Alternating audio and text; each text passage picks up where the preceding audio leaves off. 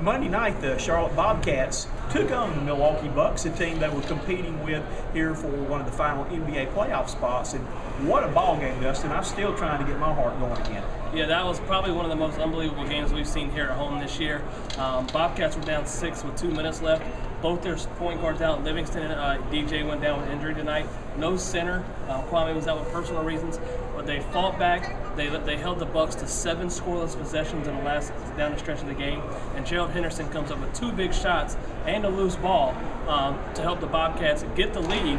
Then they turn it over on the inbounds at the end of the game, and the Bucks get 2 looks at it, an open 3 and a tip-in that looked like it was going in.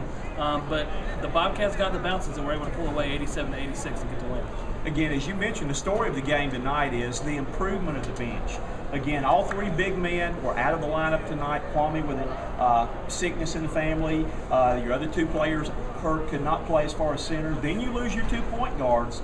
But again, at the end of the game, some of the young guys step up for the Bobcats, and they're still in the hunt. Just when you think it can't get more unbelievable, after Friday night, after not having Tyrus Thomas or Steven Jackson and still winning in Boston, they come here, they have to go to their 3rd-string point guard who's hadn't even played in his first 2 10-day contracts, Garrett Temple. He knocks down a big 3, has 2 big assists, and helps them go to a win. Then you have guys like Cunningham who got a good rebound and a nice shot. All these guys off the bench are stepping up, and I think you have to give credit to Paul Silas.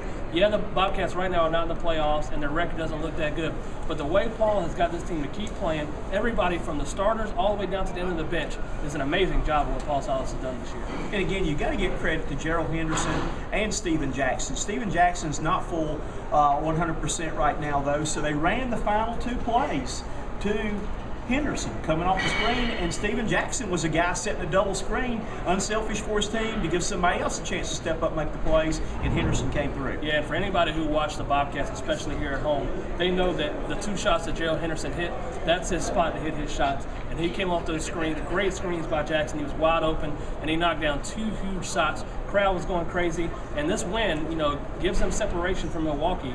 Now they can focus on Indiana, who won tonight, and hold a 1-game lead over the Bobcats. And it's going to be a fight down the stretch in these last 8 or 9 games to see who gets the spot. The 2 shots were huge, but maybe just as big was the loose ball recovery by Henderson. When Milwaukee missed a shot towards the end, the ball's rolling free, he dives, gets it before it goes out of bounds, calls timeout, which gave the Bobcats one last possession. Unfortunately, they turned it over, but it did save them a possession, and Milwaukee getting the chance to scoop up the loose ball and score. Henderson was definitely the guy down the stretch, but another guy you got to give a lot of credit to is Boris Diaw. He gets a lot of flack for not shooting the ball or anything like that, but they switched. Bogut had 20 points in the first half. The Bobcats didn't have a center. He was killing us. Silas makes a great switch to switch Boris on to Bogut in the second half, and Bogut only scores 6 points. So that was a big key to the game, and then slowing down Brandon Jennings in the 4th quarter. He missed a couple wide open looks, but the Bobcats, like you said, probably shouldn't have won this game, but they got it. So maybe that bodes well for them for this playoff stretch. Unfortunately tonight, the Boston Celtics did not give us any help beating Indiana, though, but still in the hunt. 1 game down with, a week and a half to go. Week and a half to go. Still got a few games at home. Another game at home that is a must-win. Every game's a must-win now, but they got Cleveland at home, a team they should beat before they head on the road to Orlando, which is going to be a tough game. So they have to make sure that they come out and take care of business against the teams they're supposed to beat. They haven't done that sometimes this year, so they got to make sure they come in with the same intensity they would as if they're going against a big Eastern Conference teams. And they're going to have to win a lot of ball games to get in the playoffs. But hey, 3 in a row, the way they're playing right now, it can't be done. Again, playing some of their best basketball when they need to here at the end of the season. The Cats are on a roll right now, and they will be home Wednesday night as they host the Cleveland Cavaliers coming in. Fans come out and support this team. It's getting interesting. It's getting exciting. And that's what I was going to say. Come out and support them. They had kind of a small crowd tonight, a Monday night game against the Bucks.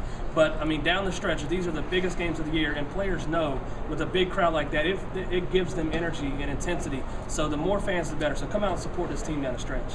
Again, your final score tonight was Charlotte 87, Milwaukee 86. It's been real, it's been fun, and it's been real fun. He's Dustin Phifer. I'm Dick Cox. She's Brooke, and we'll look to see you on Wednesday night.